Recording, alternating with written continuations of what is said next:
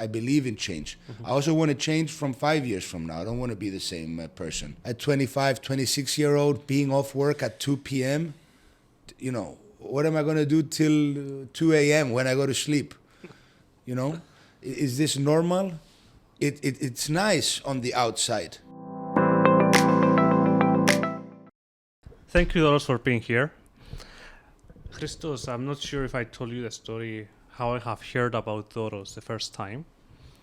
I was helping a youngster to find a job, and that guy told me that he applied to a very cool program to a shipping company in Cyprus that was led by a very energetic, competent young guy that he was very impressed with, and his name was Doros. I was like, okay, who is this guy? I don't know him. I am in shipping. So at the next Young Ship event, I asked the guy, and he introduced me to Doros, and it was indeed how they described to me. So that's how I met Doros, and thank you for being here with us today. Thanks, guys. Nice to meet you, Doros. Pleasure. Cool. So Doros, tell us a bit about you, about where you were born and raised, and where did you go to school?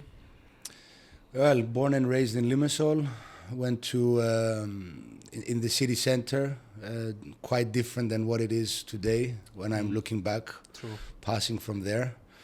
Went to elementary school in the city center, high school and Lyceum all together. Were you a good student? Yeah. I think I was a good student. I wasn't, the person who would sit and study day and night. I put in the effort where I felt it was needed. Okay. I wanted to perform. I wanted to do well.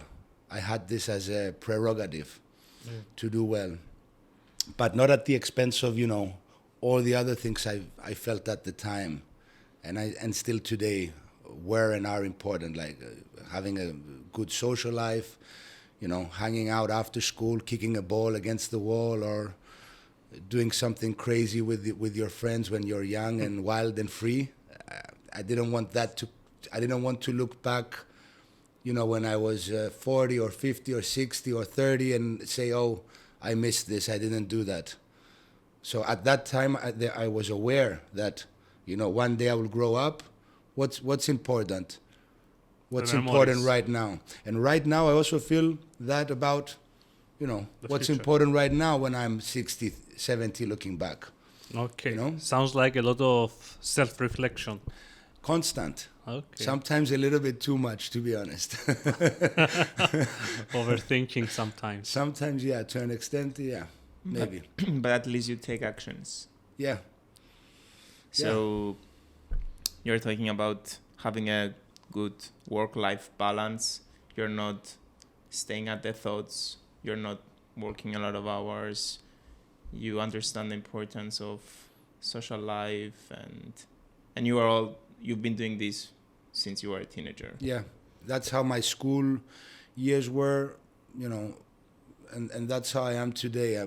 Having not sacrificing, social time for the academic results, but also not vice versa. Trying best possible to manage it, and I felt fulfilled on both those aspects growing up. I think when we were younger, our generation, there was this, I think it comes from the previous generation, that you had to do very well at school. That should have been your priority.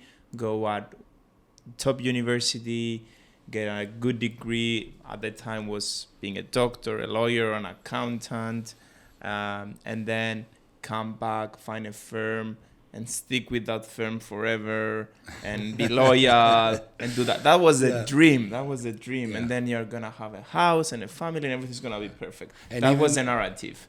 But today, if you say to younger generations that you should focus on your... Dreams change, definitely. You should focus on the subjects and be good at school. Yeah. They'll tell you, what do you say? There's a guy 15-year-old on TikTok making millions. I want to be a YouTuber, yeah. Exactly. They'll laugh at you.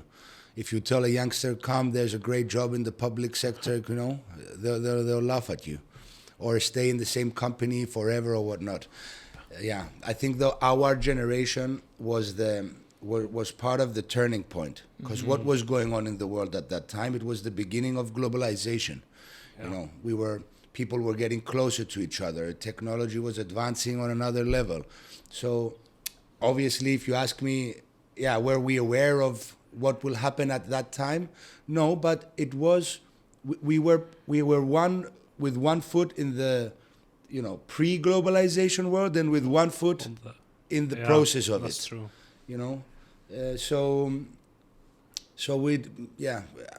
I looking back, thinking of also my friends at the time, they also followed this motto of, wanting to balance things out. It wasn't about being a 20 out of 20 student and that's it. That wouldn't guarantee success for the future. What would make you successful would be to have, to be yourself, to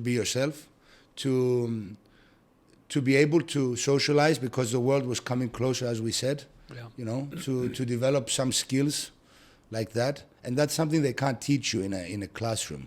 Yeah, unfortunately. You can't pay for that. You could only learn it when you're practicing it, when you're making the effort outside the school time or the classroom. What was the dream back then? So when you were a kid, how did you envision yourself? What you're going to do after your 20s? Or well, when I thought about what I wanted to do with life, funnily enough, now that I think about it, I wanted to be a politician.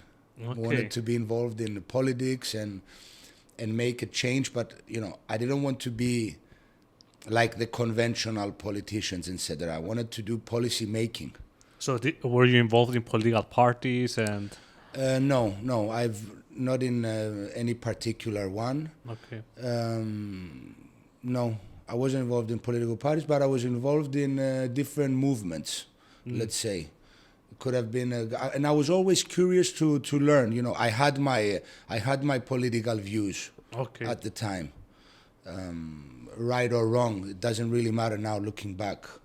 I had my views, but what's interesting is that even though I had views, I was not, and I had preferences, I was not under, I didn't want to be labeled as being part of that kind of group. I felt that would isolate me in an era where people felt that it would strengthen them. Yeah. Let's be part of this family. I felt it would minimize my future strengths, my future prospects. Yeah, because when you're labeled and when you have to follow a rigid, let's say the rigid guidelines of a political party or an association, whatever, then you cannot think outside the box. Your critical thinking is limited. You're always on defense mode, that when we are in the power, we're the best. When we were not, we were right to persuade the people to vote us in power. We made this. And people don't recognize their errors or mistakes. Society doesn't develop. So we see, today's politics, unfortunately, that polarization is at the greatest, that's its peak.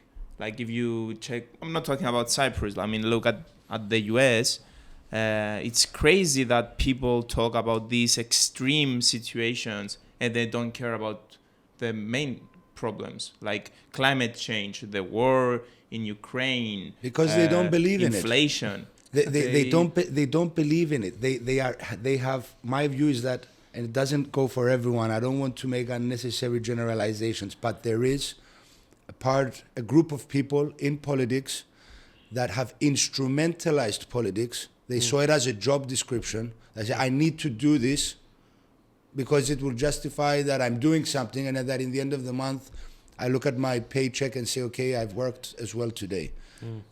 Whereas conventionally, politics was about, impact, change. Yeah. Not anymore. So you realize politics is not for you? Yeah. And what happened? What did you do? I don't think you realize that, because I guess your journey was, you actually pursued that. You went to UK to study. Yeah, you are both right, because I've realized that the product of politics that we've described now was not for me, but still making a change and making an impact. If I wanted to do that, I needed to develop my academic qualifications on that. So, and I always felt it was multidisciplinary as well. So I thought, okay, I want to study politics. That's what I did next. Went to the UK at the University of Surrey, studied politics and international studies. And I thought, okay, it doesn't mean that I need to go into politics. It's something we see many young people even today being confused. Yeah. That doesn't need to be back to back your academic and your professional steps or career. I thought it's multidisciplinary. I can apply the knowledge, elsewhere. Yeah, that's why I think it's important when people ask what I should study. My answer always is pick a science.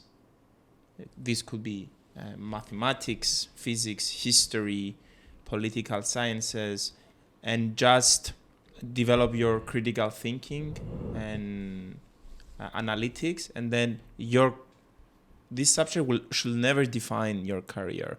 These attributes that are gonna be you're gonna inherit, or they're gonna be part of your way of thinking, should not define your professional career. I think this is what I did, and this is what's happening. I don't know anyone that walked in university, spend whatever hours we've spent in modules and walked out then with and that alone was the criteria for any future success. Yeah. So it's a very interesting reflection what you're saying, Christos, and when I look back and say what do I keep out of university in general is critical thinking, as you said.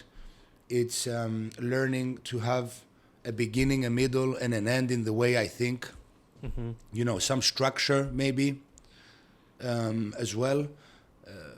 But most importantly, what has complemented me as a person out of university was the social time as well, making the effort, looking into the societies, exploring something different. Were you involved in societies? Yes. Okay. I was involved in the obviously in the local societies, the Greek society. Greek and Cypriot society. The Greek and Cypriot society leading the Greek party every Friday. Always. I was there, but I was also at the Dance and Music Society. Okay. I also went to gospel music concerts. Okay. I also hung out with some Irish friends who introduced me to rugby and Guinness beer. Okay. So I wasn't the person who would hang out only with the locals. I felt, but I also wasn't the person who say, I don't want to hang out with the locals because I'm different, etc. Again, it's all about, a fair balance. But my instinct when I was there was to learn as much as I could about other peoples, other cultures, and other disciplines as well. I remember I used to go for a beer with a friend who I met at university from Portugal who was studying civil engineering, and here I am, okay, how is a bridge being built? Because when you think about it, we study we don't have 10 lives. We don't live for 200 years. Yeah. And our minds are they don't get rusty up until whatever. Yeah. But you only study once, maybe twice. So what defines being intelligent?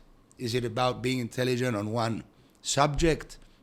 So the only way, and you can't spend the rest of your life in a library or on the internet. Yeah. So the only other way to find out is by being curious. When you hang out with a lawyer, when you hang out with an engineer, when you're hanging out with a chemist, ask if 1, 2, 3 questions. You're never going to become an expert in everything, but surely you shouldn't limit yourself to what you've studied or what you know. Yeah. Were you curious to find what's outside England? Because you studied where did you study? In the UK, right? I studied in the UK, yeah. And I knew from the beginning that there would be an Erasmus program after the second year. Yeah, after the second year and before the completion of the third year, we would be able to go on an Erasmus. And during my first and second year, I found out, what could possibly be the options. Which destinations, could we go to? Yeah.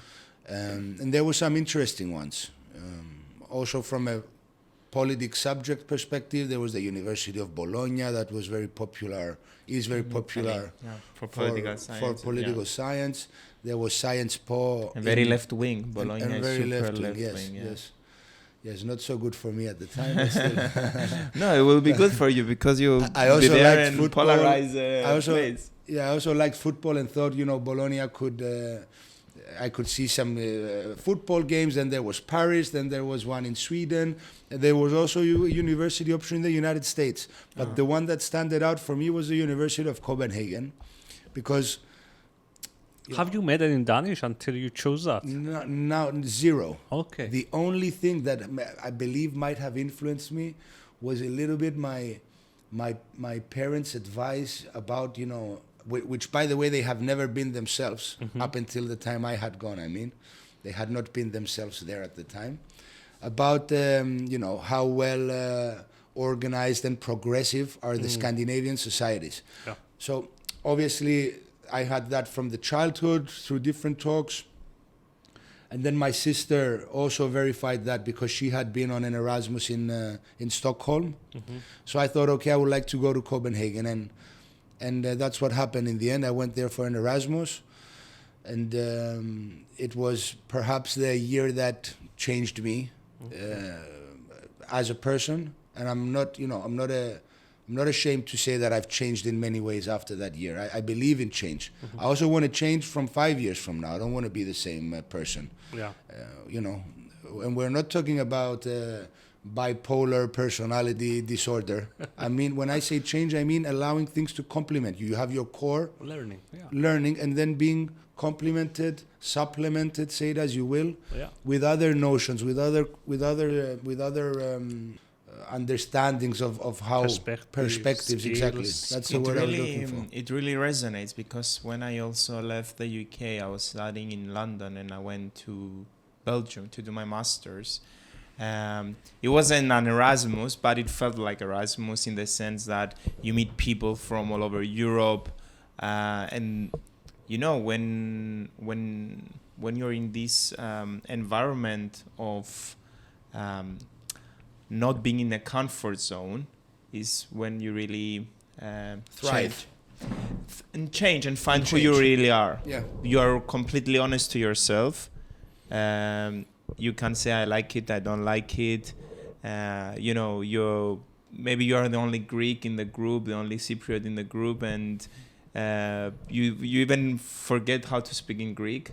And you speak a different language, and you hang out, and you go trips with your peers, and you you explore their cultures because your focus is not so much on the studies. I think it really resonates. It also was a year that really defined me and made me think what I want and what I want to do. But I know Erasmus programs or these let's say not gap years.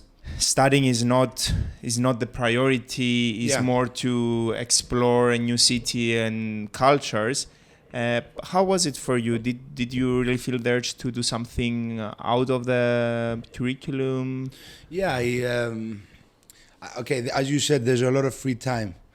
So I thought, and as a person who, going back to what I said earlier from the school years, wanted to balance things out as much as possible, not having one at the expense of the other. I started going on some guilt trips. Okay, I'm not doing so much academically. I'm not doing so much for my future. It's great. I'm having the time of my life. I want to continue doing that, but I do have in the 24-hour day more time to, if I really want to put my stricter cap on and look at myself in that way. So I went to the embassy of, I thought I'm studying politics. Let me go by the embassy of Cyprus and say hello. So just literally showed up there, said hello, introduced myself, what I'm doing here, etc. I'm making myself available for any errand or task they might have, with a big notice that, I'm not expecting to be paid for anything. Wow. And then we started, then things started moving. You used the right word, non-paid. Okay, welcome. Yes. Yeah, everyone was like, all the doors are open. Yeah. So I can give you something that I'm paid to do, and you will not get paid. Awesome. Wow. Yeah. Modern slavery. Exactly. You know, at the time when I was in Brussels, it was a huge thing. There were so many unpaid interns, and they created an organization, an NGO, to push a change and a legislative framework to remove these unpaid I'm against that. I internships. mean, when I see young people today, sometimes I receive an application and then a phone call to say, Doros, I really want to come and work there. I think I can learn even if it's for free. And I say, no, let me instead, I don't believe you should work for free. I mean, okay, if you're 18, 19 or 20 or whatnot, you want to come in for 1-2 weeks, you're welcome. But, come in here and work for a couple of months for free. If I don't have a, better wait until there's an opening and get into the normal process and compete with the rest of the talent out there, or let me spend time, even though I don't even know you, just because you're offering to work for free because you want to make the effort to help you find a job elsewhere. Yeah. And you'll be, sometimes I tell people and they look at me and don't even believe it, that I spend sometimes 1 or 2 hours per week looking for a job for some stranger I don't even know. Yeah. And then calling them up I haven't even met them, shook their hand. Yeah.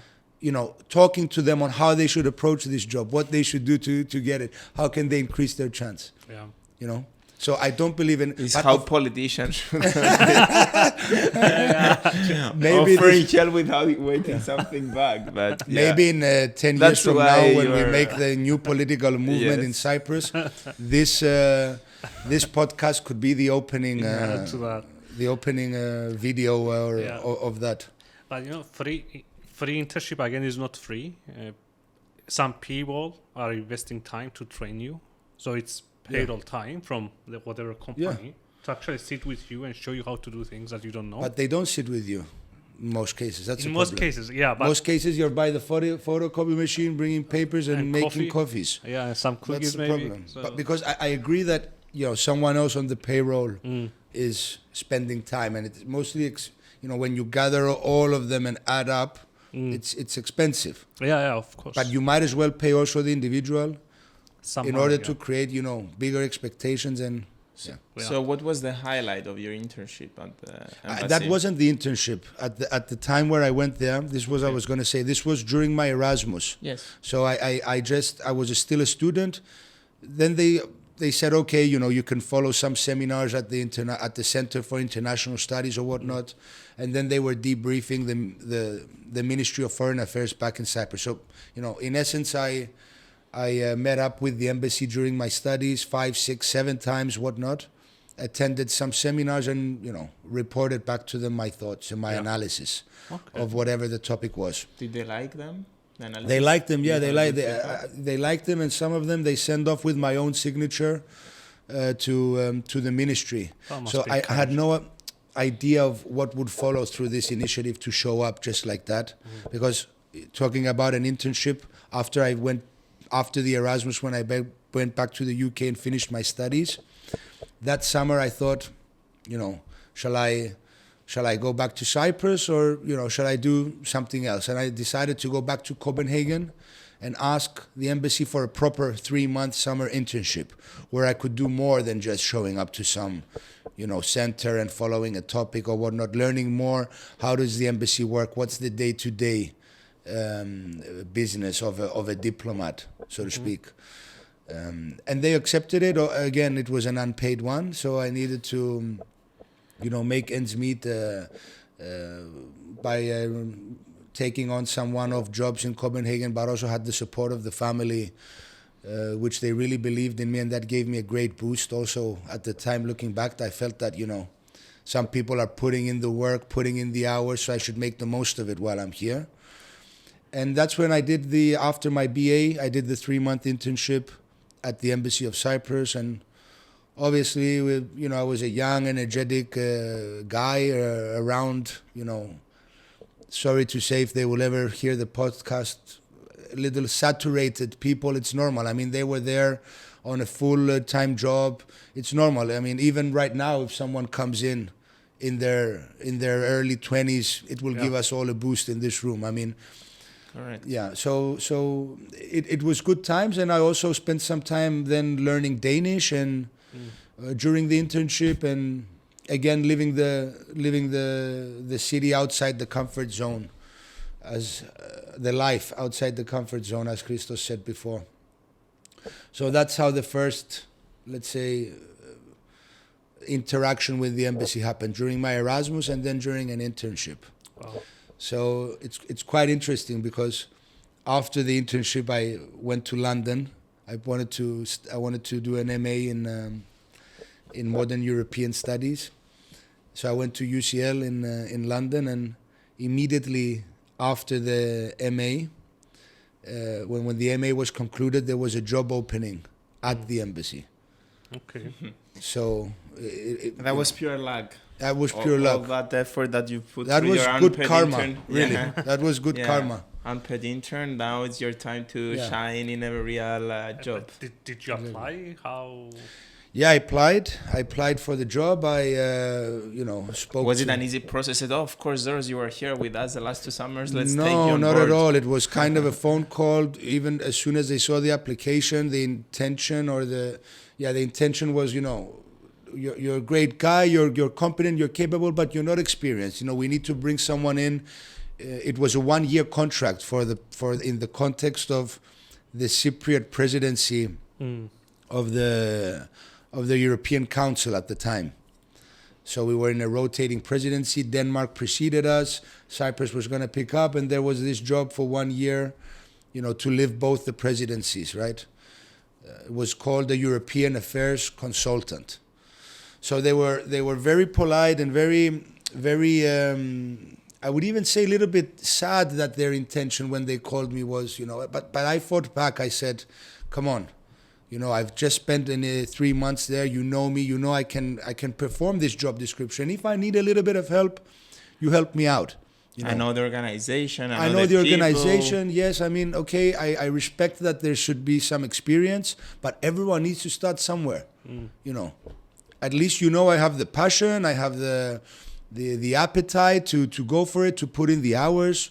This is what is needed. And ultimately, I remember I dropped the bomb on the ambassador at the time and said, "You cannot refuse your own signature. You have signed a reference letter for me." And he was a very good. He is a very good and good man. And I believe he reflected when I said that.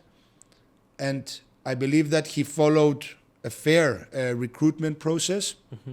So it's not like when I said that he said, "Okay, you got the job." He said, "Okay, I will compare you fairly to whoever else applies, and we take it by the book." So that's what we did. I went to 2 interviews, and then I got the job. It was my first ever job. I was thrilled. Wow. I was living in a city that I loved, Copenhagen.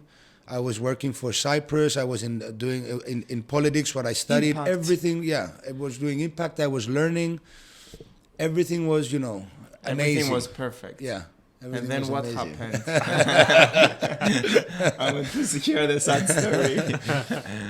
Calm before the storm. Yeah. No. Because I know you're not working for the I'm not embassy. working. You're not a diplomat, so something happened, right? Yeah, I thought I started reflecting, 9-10 months in the job, that I had a lot of free time, and that it's not how old was I at the time? 25 or 26? At 25, 26-year-old, being off work at 2 p.m., what am I going to do till 2 a.m. when I go to sleep? Is this normal? It's nice on the outside, but if I deep dive into the whole thing and see, okay, is this what I want? Yeah, and it wasn't, it really wasn't for me. So even before we started discussing the prospect of renewing it, I took a big call at the time. I mean, imagine if we go into the parent role or even into my role at the time. I have a very good job, a well-paid job. I'm off work at 2. I'm enjoying the Danish holidays. I'm enjoying the Cypriot holidays. Yeah. But this is what we talked about before. It wasn't our generation. It wasn't me, at least. I didn't want to do that. That wasn't my dream. Public service, off work at 2 p.m. and, Yeah. not at all. I wanted challenge. I wasn't learning. So Yeah. when I look at parameters to success in jobs, yeah, I could check mark salary, I could check mark work-life balance. Career, it was a gray zone, but when under career there's learnings, right? Exposure. Exposure. Learning. Was I learning Yeah. from people around me? Were they investing in me in Yeah. any way? Or was there a platform to be invested in? Yeah. And all those were big no-nos. So at the 25, 26-year-old, in my mindset at the time, I said, no, I need to be somewhere where there's people around me where I can learn from. So what did you I told them that, when it was finished, and I don't even know if it was to be extended or whatnot, I left that job. I communicated it to Without family and finding friends. Another one. Without finding another one. Okay. It's what I tell also So you people took a today chance. sometimes to do. Yep. Yeah. They shouldn't sit and wait, if they don't feel fulfilled. Mm-hmm. We can take it easy. We take one step back to make two steps ahead. Yeah. Family and friends at the time might have thought that I was going through some, I don't know, very early midlife crisis or something. Wow, you left this job and what are you going to do now, etc. So yeah, I remember at the time I moved into an apartment because I had, of course, a cost base and no income, right? So I moved into an apartment with another 3 Danish guys, very, very nice people. We still have contact till today. They were football coaches. Wow. So I was in a completely different. I was applying in the corporate world, and they were making systems with where would the left wing attack, etc. And Saying, Doros, go. But I need love to football apply. as well, so it was some good time off for me when I was around them. And then I started applying for jobs in Copenhagen, but also in Brussels and in London. But mostly I wanted to stay in Copenhagen, or in Denmark at least. And then I stumbled across a job ad for a trader in Monjasa. So I thought, okay, who is What's a Monjasa? trader? And, exactly. And it's the company I'm still in today, by the way, 10 years after. And actually, once I figure out what it was, actually at the time it wasn't a trader. Now we call it a trader. At the time it was a bunker trader role. So you have to also Google banker, not Actually, only it was a trader. bunker trader trainee position. That you knew, trainee, what it means. Trainee, yeah. I knew what it means. I thought, okay, And what do unpaid. the other two mean? What exactly will I do? Yeah. So I did a lot of individual research, but I applied there, and in between, I also had a friend here in Cyprus, a family friend who was in the business, in the industry, and they spoke very highly, and actually of the job, and also guided me a little bit around what I can expect. So that was really the first time where I realized, that it's a global business, that it's shipping, that it's oil trading, and all of these. It fitted with your personality of being curious. There was, obviously. Traveling, meeting people, being in a dynamic environment. All of that spoke to me a lot. So I thought, okay, I really want to get this job. So after I applied, I started, as I showed up at the embassy and knocked on the door, similarly, I thought, okay, maybe not go there. Maybe for the Scandinavians, this is a little bit too much extrovertness. They like their distance and their personal space. Yeah. So I started calling instead. And then that was also unconventional for them. They wouldn't put me through and said, we will get back to you by email. Yeah. I thought, the hell with that. I'm going to call again until I find the right person. And in the end, that was what, really made them invite me to the interview. They said, okay, there's a nice persistence in this person. So I went to the interview and, met the CEO after. In the second one, got the job in the end. Yeah. You were still in Copenhagen? No, this job was in Fredericia. It's a small city in Denmark. I spent 2 years there. it was a really small city, especially comparing to Copenhagen and London that I was living before. But again, I was and am a very positive person. You know, I said, okay, small city life, so be it. You know, home is where your heart is. What do they say? Yeah. Home is where your heart is. So you wanted to. I didn't want to stay there forever, to make but a new home. Yeah, I wanted to get to know the local pizza man. You know, hey, you know, passing by, all that small town thing. You know, I wanted to be in the. There was this very, very nice pub called the Havfruen in Danish. Havfruen is the Little Mermaid, right? So I used to go there, and I wanted to be a local since I was there. To integrate in the community. I wanted to integrate into the community. Yeah. Very difficult. Yeah, of course. Extremely difficult. You know, I mean, yes, we are both Europeans, Greek Cypriots, with the Danes, but I mean, in the rural areas. And that I'm not saying that for Fredericia, it also goes for Cyprus. You go, you know, in the rural areas, it's a little bit different. Yeah. There's the pros and the cons. Yeah, it's quiet. They're more reluctant to accept, you know, someone who's a foreigner, etc. And again, that goes for everywhere in the world. I'm not referring to Denmark at all. So what was the highlight in your career at this new job?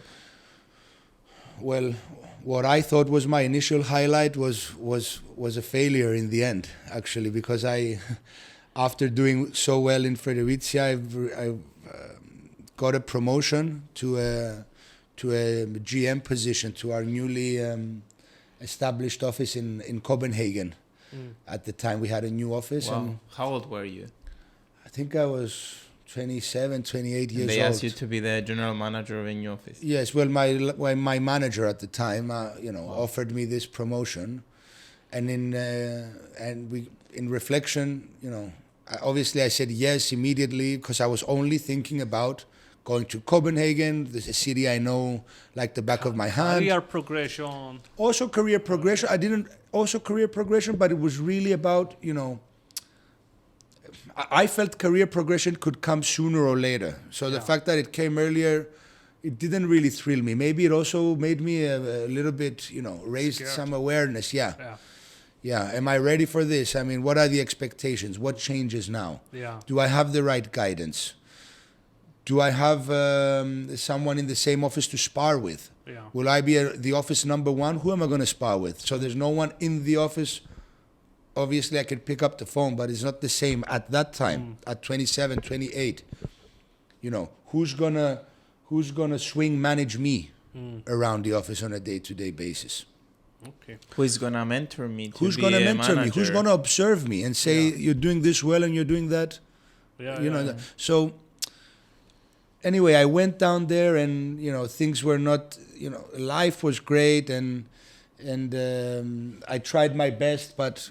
You know, I'm also tough with myself. I wasn't doing, you know, the best job when you look at in its totality of being a GM in a global company in the capital of Denmark, where there was a lot of business around. I mean, I tried my best, but I was just not there mentally at the time. So, you know, I was called back. And you know, they communicated to me that you need to, you know, come back to Fredericia, and you need to, you know, obviously you can't be a GM here, so you need to be something below that rank, etc. And obviously I got emotional, but I thought, you know, I really look back at that as a turning point of how to manage a crisis in the corporate world, how to be humble, how to be loyal. How to think sometimes that, okay, maybe they did a mistake in also promoting me. Yeah. You know, but it doesn't matter whose fault is it, you know. It's what you get out of it. Yeah. But many people, when it comes to that, because this happens quite often, that someone, they retract a promotion or they demote someone, they leave the company, or they... I would say 9 out of 10, they leave the company. Yeah. They go into punish mode. Yeah. You know, the hell with you, etc. It's rare to hear someone that I take that as a learning It's time for reflection. Yeah. It's time for saying. Take us through. How was it? How did you take it? Reacted in the meeting. Yeah. You get defensive when there's two people. I mean, even now, if you two start challenging me for anything, probably I will. It's the natural, it's the rational reaction of the human being. Mm-hmm. But then when I, withdrew into my apartment and my room at the time and spoke to some loved ones, and really thought about, how can I turn this into an advantage, into a prospect. Yeah. If I stay, what am I showcasing? I'm showcasing humbleness, reflection, being loyal. How can I be rewarded for these is the real question I should go back to the company with. Yeah. But not in a deal-breaking way. Hey, if I stay, can you this or that? First, you need to do it unconditionally. Mm-hmm. And then while you're there, you could go back and try to capitalize on it and say, look, I did it. Or not even, ideally, in an ideal world, you don't even have to try because they would see it by themselves, right? Yeah. Right. And that's what happened. That's what happened because a couple of years later, a year later or so after I accepted to go back and rolled my sleeves up and, got to work. Yeah. And thought, okay, whoever doubted me, and I will prove them wrong. Yeah. And a year after, we started discussing the prospect of relocating myself and opening up a company closer to the clients that we had in the Mediterranean. Yeah. So we discussed about Cyprus and Greece. I was happy to go to both. Mm-hmm. Did you tell them this when they asked you to go back and demote you? Not in a bargaining, in a trading way. But I did mention that I don't see myself forever here. Okay. Could we discuss? So you planted the seed in the owner's mind that I will come back. I want to work for you. I will prove myself that I'm an asset. But have in mind that in few years' time, I want to open an office in Greece or Cyprus. Sure. Well, not with the owner at the time, but obviously the owner is the owner, so he finds out everything. So with the people I spoke to, the decision makers. They must have communicated it to him, and we also had always and we still have a very good relationship. Yeah. It's a great lesson, I think, to understand, like, when there is a crisis, what happened, what was wrong. Acknowledge the mistakes from both sides, work together and find. We find out, we do a mistakes. Middle solution how to work it together. In every relationship, in every relationship. I mean, why do we need to get defensive? Oh yeah, but it's also your fault. It's my fault. Why don't we think? Okay, first step, let's figure it out. And there's no room really for ego in business. You need to be reflective with yourself and strict with yourself. Yeah. And even when you're wrong, this is something I still do today, the first place I look for improvement is inwards. I never start saying, that's because Andreas, you did this or you did that. Yeah. No, what could I have done better? Once I check all of that, then perhaps I might start communicating what others might do better. But if we're talking about myself, the starting point should always be, what am I doing? Yeah. How am I reflecting? It's a ripple effect. You improve yourself and then people around you and then this reminds me of a great advice given by Naval Ravikant. It's a book I'm listening now, and what he's saying is that people, because you said before, we're programmed to go into defense mode, and our egos are like protecting us from getting hurt. So if you get in, we have choices in every situation. It's a yes or a no. It's an I will do it, I will not. And if you come into this crossroads and in the short term there is pain and there is not pain, go with the pain, because in the long term you're gonna win. And it comes with the small things. Think about going to the gym, for example. Short term, oh my God, I'm gonna get tired, my muscles are gonna get hurt, I'm gonna feel. But in the long term, you have a healthy body. Think about reading a book. Oh my God, now to read, my brain is gonna get tired. I had been working for 8 hours, but in the long term, you are learning. Relationships is the same. Working is the same. So what you say really fits with that. Like Exactly. the short-term pain was to approve it, accept the error that all sides made, but in the long term, you proved yourself, and now you're Exactly. here working for them for 10 years. Yeah. There's no easy way, Christos. I really believe in that. I don't believe. I believe that at least in the beginning, as you said, there should be some pain, some effort, some reflection, and some downtime in order to climb the corporate ladder, the ladder of life, whatever anyone defines as being a success, because being is not only about work and career. But yeah, I mean, we're here since 2016, and then we've opened we've grown the office in Limassol. How many people are you now? Well, now we're 12 in Limassol and 4 in Athens, and we're expecting total 16 under a Mediterranean P&L.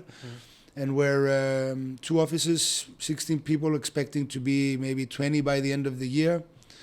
And you started 6-7 years ago with how many people? I came here alone with another colleague that I had recruited in Denmark, which he's still in the company, but he's in Denmark at the moment, a good friend. And yeah, I'm happy. Actually, this year was just to see it, karma sometimes. I don't know if it's karma, but I feel, or luck, because I do feel also lucky. I've chased my luck. I've chased situations always, and I still always do that. But this year is my 10-year anniversary in the company.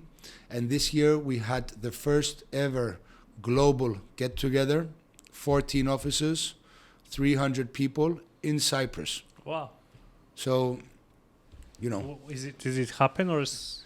It has happened in April. Okay. So imagine I had the pleasure of looking at the whole company dancing sirtaki. Who would have told you when you called them and tell them I have applied for that trainee job, that in 10 years time you will be hosting the international and the CEO in his get together. And his opening statement, the CEO, because we had like a seminar in the first day, and actually like an internal conference, he said, we're here today because of Doros, and funnily enough, we got to like him in the end. So yeah, it's interesting how things can turn out. So really proud of this, of myself and my story, but still the main principles, the main values rather that I keep is to be humble, be hardworking, keep on learning, and being reflective. So it's relevant to each person if we have achieved too much or too little. I don't see it that way. There's no a scale for this. Scale for not at all. Because then you also need to perform as a husband, as a father, as a friend. Actually, arguably, and to an extent, it's even more important. Because you could be the most successful in your work, but what are you doing for your family, for society? Yeah. So it's never ending. It's just about keep on trying your best. I think, Doros, after 10 years in Monjasa and after all this journey, you're ready to become a politician. So I didn't ask you, but I'm hoping we had the presidential elections. You vote for me. So right? You already brought 300 people for tourism in Cyprus and business. So actually, you know what, Andreas? If I add to the 300, what's the next step? If I add to the 300 all the friends from Erasmus and from work or whatnot that I visited Cyprus, I think I've actually done. I don't want to come into some conflict with the deputy ministry for shipping, but I think I can compete them at least. Yeah, I think I can compete them. Awesome. The next step in the future is, if I ever wanted to go for another industry, I would go for tourism. It's again a key pillar of the economy. It's sustainable. It's interesting. There is the global aspect to it. There is the social aspect to it as well. So that's something that's really appealing to me as well. But yeah, still working on growing the current endeavors and dreams here with the company and the people. Yeah. And what motivates me now is to help others to grow as well. And through helping others growing into other positions, into other areas of interest, obviously I'm growing myself as well. Perfect. Thank you, Doros, for being with us today and sharing your amazing story. It was really fun. Welcome, guys. Thanks a lot. Thank you.